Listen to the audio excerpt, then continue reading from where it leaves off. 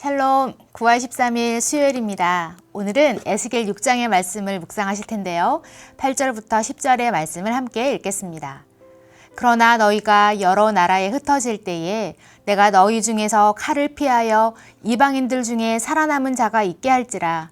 너희 중에서 살아남은 자가 사로잡혀 이방인들 중에 있어서 나를 기억하되 그들이 음란한 마음으로 나를 떠나고 음란한 눈으로 우상을 섬겨 나를 근심하게 한 것을 기억하고 스스로 한탄하리니 이는 그 모든 가증한 일로 악을 행하였음이라. 그때야 그들이 나를 여호와인 줄 알리라. 내가 이런 재앙을 그들에게 내리겠다 한 말이 헛되지 아니하니라. 아멘. 에스겔은 바벨론의 예루살렘 2차 침공 때 포로로 잡혀온 인물입니다. 제사장이었던 에스겔은 포로지 바벨론에서 백성들에게 하나님의 말씀을 전했습니다. 두 번의 침공이 있었으나 아직 완전히 멸망하지 않았기 때문에 하나님께서는 여전히 돌이키지 않는 유다 백성들을 향해서 심판하실 것을 경고하십니다. 앞서 보셨던 4장과 5장에서는 에스겔 선지자가 행동 예언으로 유다의 멸망을 예언하고 있습니다. 그렇다면 하나님께서 이렇게까지 심판 예언을 하시는 이유가 무엇일까요? 오늘 말씀을 통해서 하나님의 뜻을 살펴보고 우리에게 적용하는 시간이 되길 소망합니다. 6장의 말씀은 이렇게 시작합니다. 인자야, 너는 이스라엘 산을 향하여 그들에게 예언하여 이르기를. 에스겔은 계속하여 유다의 멸망을 예언하고 있는데 이상하게도 하나님은 이스라엘의 산과 언덕과 시내와 골짜기를 향해서 내가 너희를 멸하겠다고 말씀하십니다. 아니, 산이 무슨 잘못을 한 것일까요? 아니면 애꿎은 산에게 화풀이를 하시는 걸까요? 아닙니다. 유대의 산과 언덕에는 산당들, 곧 우상의 제단들이 있었기 때문입니다. 그래서 6절과 7절에서는 성읍들 뿐만 아니라 산당과 제단, 우상들과 분향 제단들을 패하겠노라 말씀하십니다. 하나님께서는 백성들의 우상 숭배가 유다 멸망의 중요한 원인 중에 하나라고 말씀하십니다. 그래서 산을 향하여 멸망을 말씀하시지만 사실은 여호와를 떠나서 우상을 섬긴 유다의 백성들을 꾸짖고 계신 것이죠. 이뿐 아니라 모든 이스라엘 족속은 그들의 악행으로 인해서 칼과 기근과 전염병에 망하게 될 것이라고 말씀하십니다.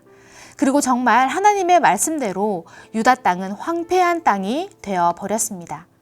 그러면 하나님께서 이렇게까지 심판하시는 목적이 있으실까요? 7절입니다.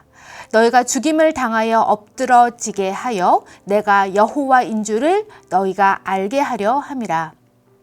내가 여호와인 줄을 알리라는 이 표현은 6장에만 무려 4번이나 반복되고 있습니다. 하나님의 심판은 단순히 죄에 대한 징계에 그치는 것이 아니라 하나님이 어떤 분이신지를 알게 하는 것이었습니다. 그럼 유다 백성들은 하나님을 몰랐을까요? 네, 그들은 하나님을 제대로 알지 못했습니다. 여호와는 살아계셔서 백성들의 행동과 마음을 다 살피시는 분이시고 언약의 말씀대로 일하시는 분이십니다. 그러나 백성들은 살아계신 여호와를 등지고 죽은 우상 앞에 절하고 있었던 것이죠. 하나님께서는 유다의 심판을 통해서 말씀대로 일하시는 자신이 참 여호와이신 것을 알게 하겠다 말씀하십니다. 그런데 하나님의 방법이 참 이상합니다. 분명히 배반한 백성들을 심판하시는 것으로 자신이 여호와인 것을 드러내겠다고 말씀하셨는데 심판의 방법만 사용하지 않으십니다. 하나님이 보내신 칼에 많은 이들이 죽고 여러 나라에 흩어질 때에도 살아남은 자가 있게 하겠다고 말씀하십니다. 남은 자들은 사로잡혀 간 곳, 곧 이방인들 중에서 여호와를 기억하게 될 것입니다. 그리고 자신들의 배역한 행동들을 기억해내고 스스로 한탄하며 그때에야 여호와를 알게 될 것이라고 말씀하십니다.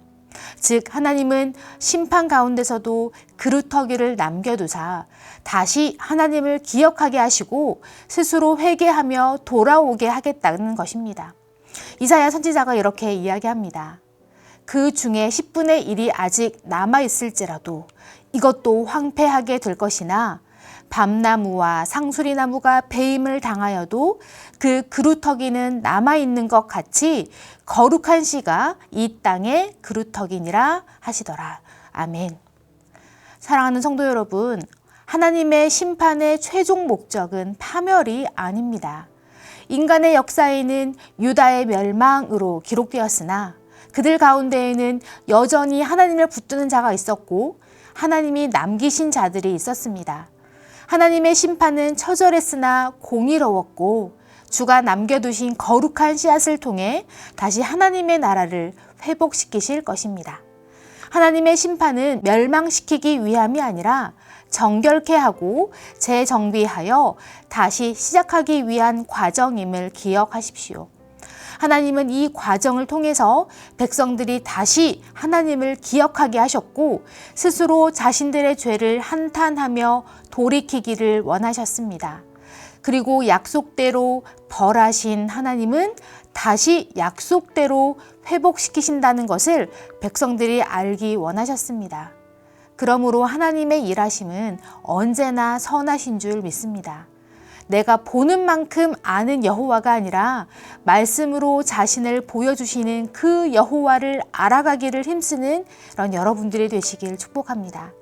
그래서 하나님을 더 깊이 알아가고 삶에서 경험하며 우리를 부르시는 하나님의 음성에 민감하게 반응하시는 여러분이 되시기를 축복합니다.